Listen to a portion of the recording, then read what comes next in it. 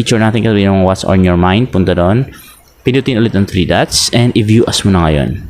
Alright, so ang button natin ay add friend button na, hindi na follow button or message button only. Pwede na tayong i-friend ng kahit na sino sa Facebook.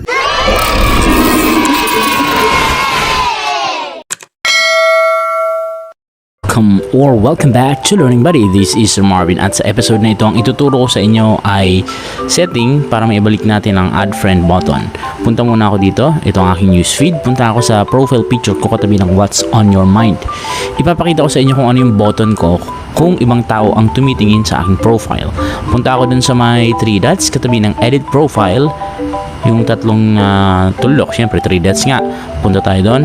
And then, pag ito yung lumabas, punta sa may view as. Pindutin.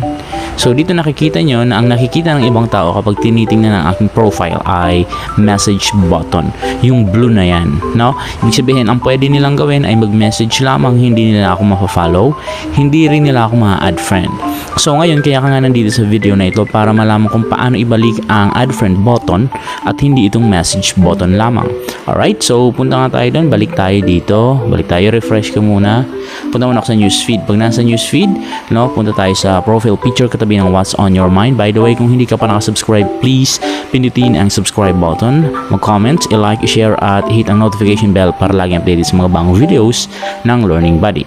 Alright, so punta na nga tayo dun sa 3 dots, pindutin ang 3 dots, punta sa view as.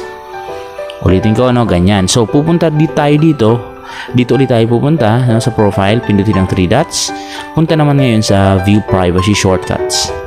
Pagdating sa view privacy shortcuts, pumunta doon sa see more privacy settings.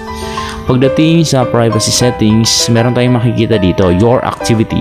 So dito, nakalagay dyan, who can see your future posts. So ito, nakaset dapat siya sa friends, kung gusto mong friends. Pero kung gusto mong baguhin, i-click mo ito at of course, i-try natin. So dito mo siya babaguhin. Doon po-post tayo dyan. Halimbawa, hi.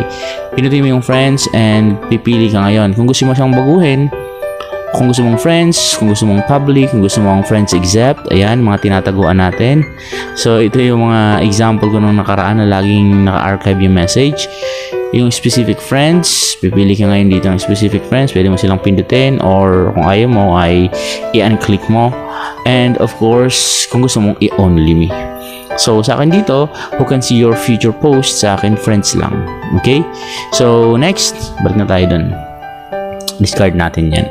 Dito, pagdating naman dito, yan, baba na tayo. Itong limit, who can see your post, wag mong pindutin niya. Kasi pag nilimit mo yan, hindi makikita ang mga posts sa timeline mo. Not unless gusto mo mag-private ng account. Alright? So, next, who can see the people, pages, and lists i-follow. Pag nilagay natin sa public yan, makikita ng public. Kapag friends, syempre friends, and so on. Kagaya rin kanina. Then, who can see your stories? Syempre, dapat naka-friends yan. Alright? And then, punta tayo dun sa may who can see your future reels. Ito yung mga reels, mga videos. Syempre, dapat siya ay naka-friends din. Now, how people can find and contact you. Dito na tayo magbabago. Punta tayo dun sa how people can find and contact you. Pindutin natin yung who can send you friend request. Syempre, pipindutin mo na dyan ang everyone. Kasi pag friends of friends lang, ito yung mga tao lang na makakapag-add sa atin kapag friend nila yung friend natin. Pero pag hindi nila friend, hindi nila tayo ma-add. Okay? So, ang gagawin dapat natin ay everyone. Pindutin ang everyone. Alright. Pag na-click na, balik na tayo dito. So, dito sa baba, ano bang purpose ng mga to? Nakalagay, who can see your friends list? Punta tayo dito sa friends list. Ito yung mga taong makakakita ng friends list mo. Alisin mo natin mga sample ko na nakaraan kasi baka sabihin nila alisin ko muna itong mga sample individuals or accounts ko nung nakaraan kasi sinample ko lang itong mga nasa bungad Okay, so balik na ako doon. Sabi dito, nakalagay dyan, who can see your friends list. Ang gagawin natin dyan ay syempre mga friends. Pindutin ang friends para makita nila ang listahan ng friends natin. Okay, pero kung gusto natin hindi nila makita, kahit friends natin hindi natin gusto makita ang listahan ng friends natin, punta tayo sa only me. Kung gusto mong specific friends ang makakita lang ng common friends nyo, ay punta ka dun sa specific friends. Pero ako only me kasi ayaw mong ipakita yung friends list mo sa mga tao. Okay? Now, okay na yan. So, yung sa babang dalawa, only me yan. And yung sa pinakababa ay i-know mo lang. Punta tayo, balik na tayo doon kasi okay na. Refresh ka lang, refresh. O, ulitin ko ha, dito tayo. Punta tayo sa picture natin kasi yung what's on your mind. Punta doon. Pindutin ulit ang 3 dots and i-view as mo na ngayon. Alright, so ang button natin ay add friend button na, hindi na follow button or message button only. Pwede na tayong i-friend ng kahit na sino sa Facebook. Sana may natutunan, huwag kalimutan mag-subscribe. Bye-bye!